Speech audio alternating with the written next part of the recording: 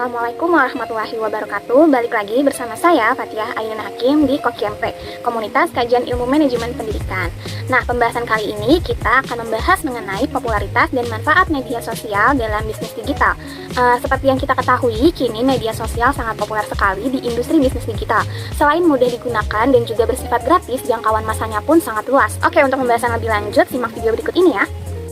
Sebelum membahas mengenai materi ini lebih dalam, saya akan membahas terlebih dahulu mengenai pengertian dari media sosial dan juga bisnis digital. Apa sih media sosial? Itu adalah media online atau daring yang dimanfaatkan sebagai sarana pergaulan sosial secara online di internet. Di media sosial ini, para penggunanya dapat saling berkomunikasi, berinteraksi, berbagi, networking, dan berbagai kegiatan lainnya.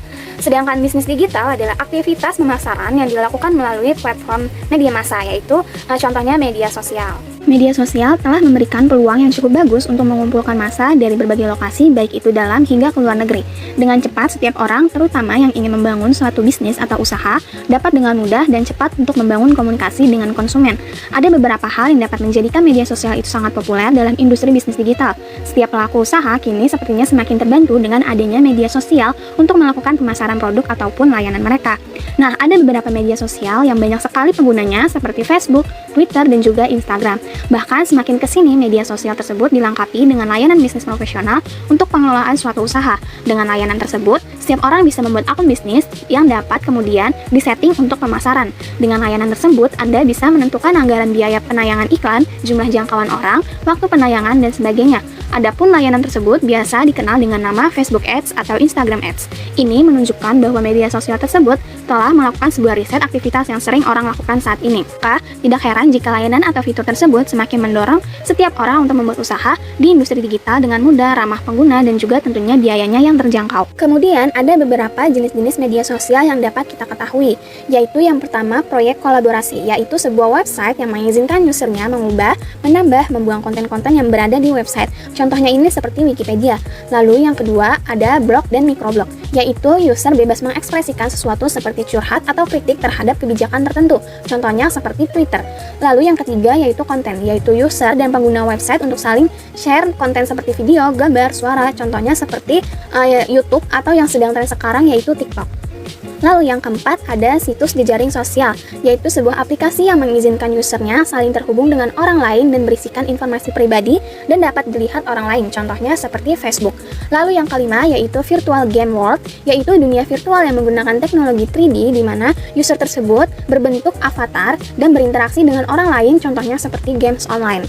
Lalu yang keenam yaitu virtual social world, yaitu dunia virtual yang user merasa hidup di dunia maya berinteraksi dengan yang lainnya. Selanjutnya ada pun beberapa kelebihan bisnis digital yang dilakukan di media sosial.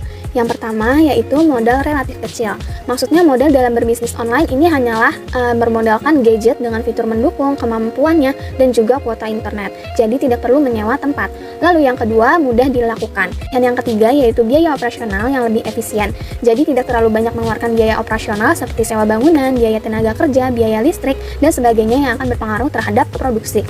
Lalu yang keempat menjangkau konsumen secara luas. Lalu yang kelima pemasaran bisa lebih murah, tidak mengeluarkan cukup banyak uang untuk biaya pemasaran produk seperti pasang iklan, cetak brosur, dan sebagainya. Terlepas dari setiap kegiatan, bisnis digital pun memiliki kekurangan, yaitu yang pertama tidak bisa melihat barang belanjaan secara langsung, lalu yang kedua resikonya ini besar jika melalui website e-commerce yang tidak menjamin suatu keamanan seperti Instagram, WhatsApp, Facebook, dan lain-lain. Hal ini juga bisa diminimalisir dengan melakukan belanja pada perusahaan yang memang menawarkan tingkat keamanan belanja di beberapa marketplace seperti Shopee, Tokopedia, dan lain-lain. Lalu yang terakhir yaitu persaingan harga. Kekurangan lain dari e-commerce adalah tingginya persaingan antar toko, baik itu berupa harga produk ataupun yang lainnya. Hal ini sebenarnya baik untuk pelanggan, namun bisa jadi juga merugikan untuk para penjual. Berikut merupakan sumber referensi yang saya dapatkan untuk mendapatkan materi-materi yang saya bahas kali ini. Oke, cukup sekian materi yang saya berikan untuk pembahasan kali ini. Kurang lebihnya mohon maaf, semoga bermanfaat. Wassalamualaikum warahmatullahi wabarakatuh.